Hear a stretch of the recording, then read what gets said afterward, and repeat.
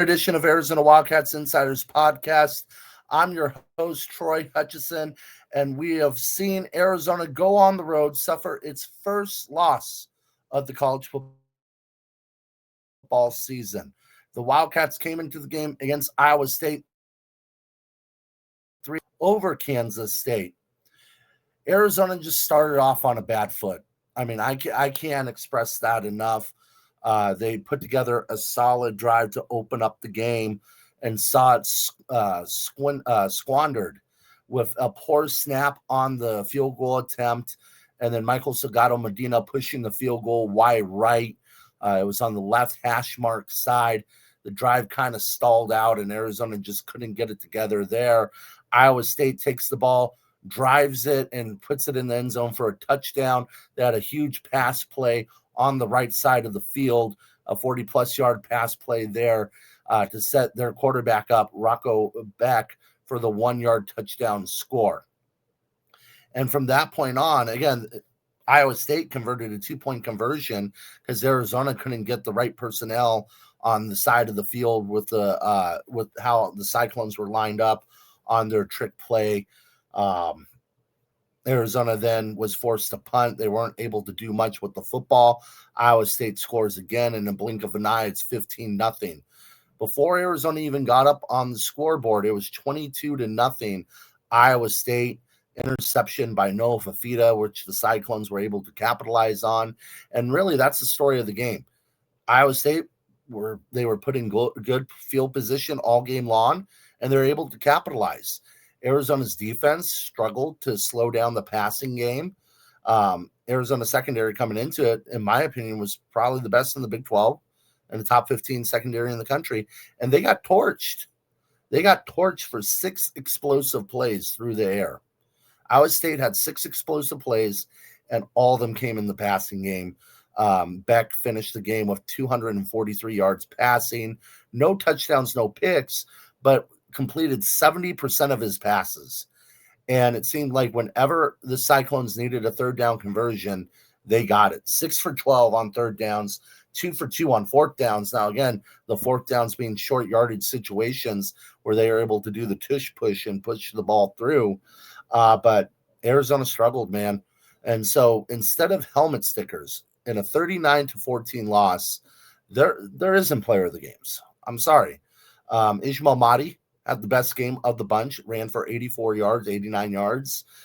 They had to get away from the run with how bad the score was, how much the game got out of hand. So he didn't finish with over 100. Arizona as a team finished with 107. The offensive line struggled at times. The defensive line struggled at times. Traden Sukes would be the other lone bright spot with his interception. I thought he did a good job there. But other than that, it was not a good game for Arizona. So let's talk about the 3 areas in which Arizona needs to see improvement, plus a bonus area. We'll talk about a bonus area. Number 1 is Noah Fafita for me. Noah Fafita is one of those guys that is a very good quarterback and has seen progression throughout his Arizona career. He's going to go down as one of the top passing touchdown QBs of all time here in Arizona. I don't know if he'll finish ahead of Willie Tuitama and Nick Foles at 67, but he's sitting at 52 right now. So he has an impressive career on his resume. And you know what? He's been accurate in the past, but this season, for some reason, in this Seth Doege offense, the accuracy is not there.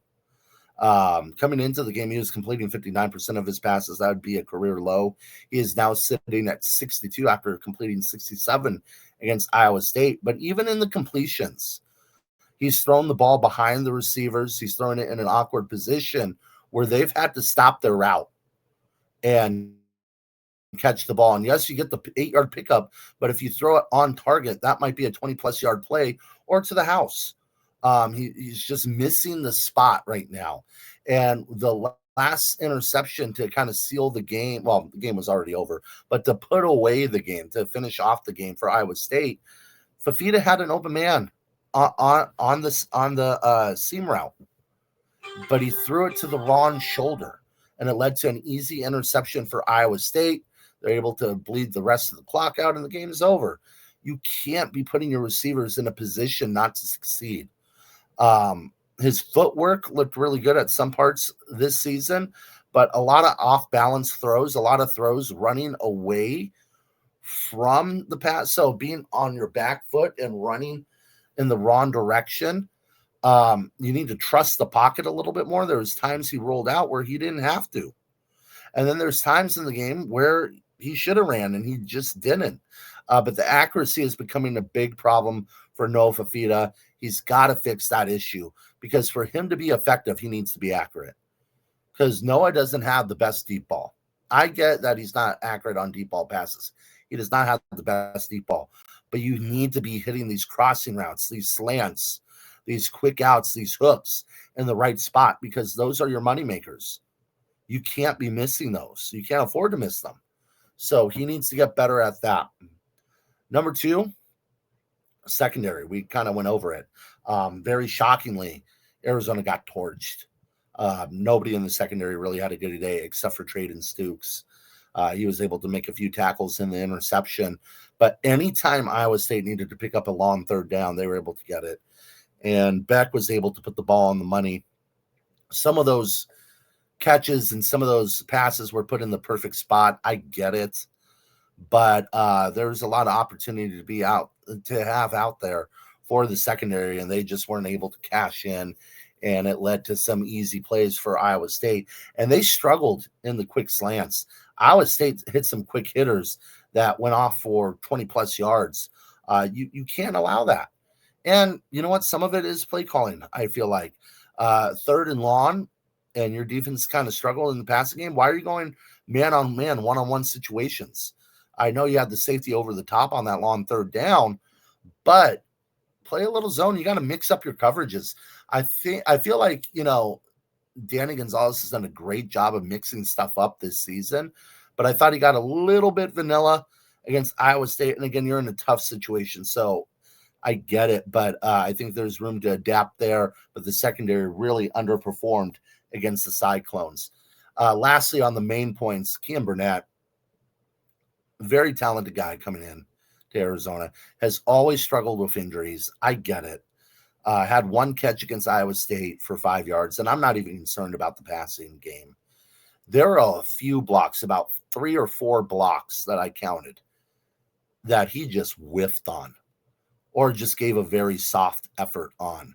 If he makes those blocks, especially the first one's the one that bugs me the most.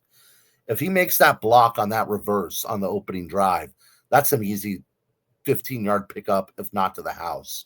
But he kind of whiffed on it. He kind of olayed the block, and it led to a 1-yard loss.